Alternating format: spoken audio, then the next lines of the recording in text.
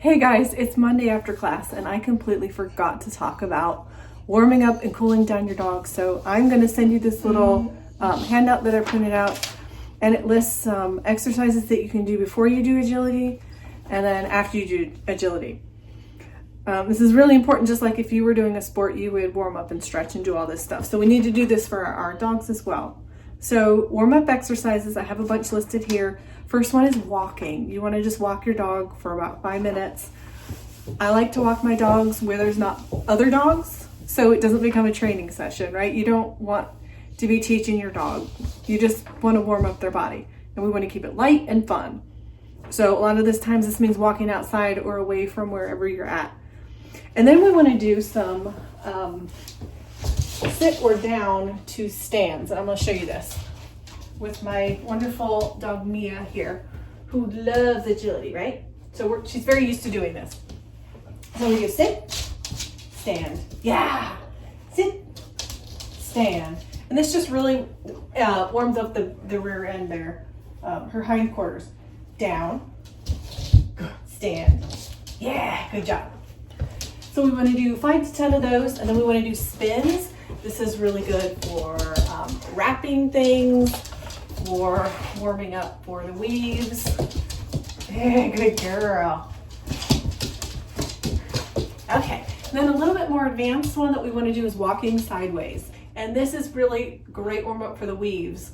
They're going to use this skill in the weaves, so we want to get them warmed up for it. And it's not a skill that they do every day, so it's very much has to be taught. So what I do is hold the treat here, like put them in a conformation pose, then I kind of just walk into her, and that forces her to have to move her feet. Some people can teach this like on a Kato board, standing this way and then they walk. She'll kind of do it that way. I found it's just as easy to put the treat on her nose and walk into her, and she just kind of moves herself along. So that's a really great thing to warm up for the weaves. Walking backwards. Put the treat on her nose and then just walk into her, and she will walk backwards. You can, if you're having trouble, lower the treats and then walk into her like that, because some dogs, if you have the treat too high, they're going to go in a sit like she just did. So lower the treats, walking backwards. You can also put your dog like in a hallway or in a very narrow space where they have to walk backwards. What do we have next? Stretching. Okay, we want to stretch the dog in a couple different ways. One is to put them in a bow, right? I actually put my hand here because she tends to go into a down, and I don't want her to do that. So I just have her hold this for a few seconds, bring her up, and then we're gonna hold her rear end here and bring her head around here. It's a great spine stretch. The other way, hold my hand kind of on her rear because she likes to move, and then have her stretch in a little donut shape like that. Okay, next thing we're gonna do is do a stretch stand. So come around here, have them put their legs up on something, and then hold the treat really high. And what this is gonna do is a great stretch down through here and down through the back legs. Good job. Another great warm up for the weaves is to have them weave in between your legs. So you can either stand there and lure them through with treats. This way. Good girl. Or you can do the walking weave, which is what I do, because it's fun. So we do weave, weave, just like that. And you can actually use the same cue weave for that as you do for the weaves.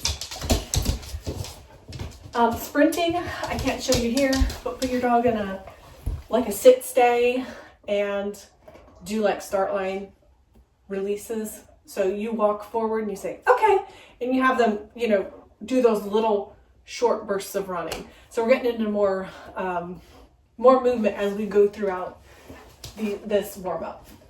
Nose pops. Okay, nose pops, you're actually starting to do some jumping with them. So you're gonna hold your hand high so they have to, you give them a touch command. Touch. Yeah. Touch. Ah, good girl. Very good. And then lastly, you're gonna wanna do some jumping. So this is usually just one jump that you wanna warm them up on. And at trials or other events that you go to, usually at each ring, there's gonna be a warm-up jump.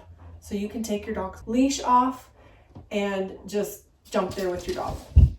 My only comment on that is it's not a training session. So it's just a warm-up session. We want this all to be fun and easy.